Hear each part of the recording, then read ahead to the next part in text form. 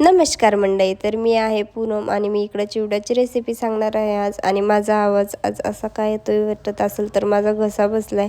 तसं तर मी अजून लाडू वगैरे खाल्ला नाही, पण आधीच बसला नाही तर म्हणतात खूप जास्त लाडू बिडू खाल्ले की काही चोरून खाल्लं म्हणून असं झालं. तर चला बघूया. इकडं चिवड्यासाठी मी घेतली होती बघा मस्त, याला मक्काची पापडी म्हणतो आम्ही ती, आणि मुरमुरे, त्यानंतर शेंगदाणे घेतलेले आणि खोबरं घेतलेलं कट करून, त्यानंतर खोबरं, शेंगदाणे आणि पापडी मस्त अशी फ्राय करून घेतली. जास्त काही जाळायचं नाही आहे, नॉर्मलच फ्राय करायचं ब्राऊन होईपर्यंत.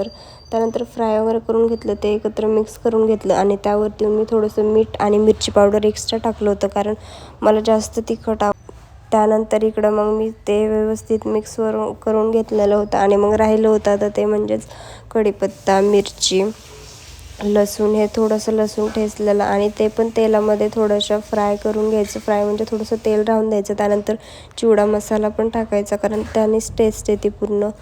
त्यानंतर इकडं हे व्यवस्थित फ्राय करून घेतलं ते पण, आणि जे की मुरमुरे, ते पापडी वगैरे आणि शेंगदाणे वगैरे टाकले होते त्यामध्ये मिक्स करून घ्यायचं ते पण. आणि मग मस्त असं मिक्स करायचं, त्याला सगळीकडं मसाला लागन असा, आणि मग खायचं.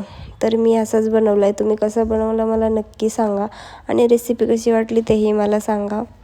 चला तर बाय बाय. हॅपी दिवाळी सर्वांना.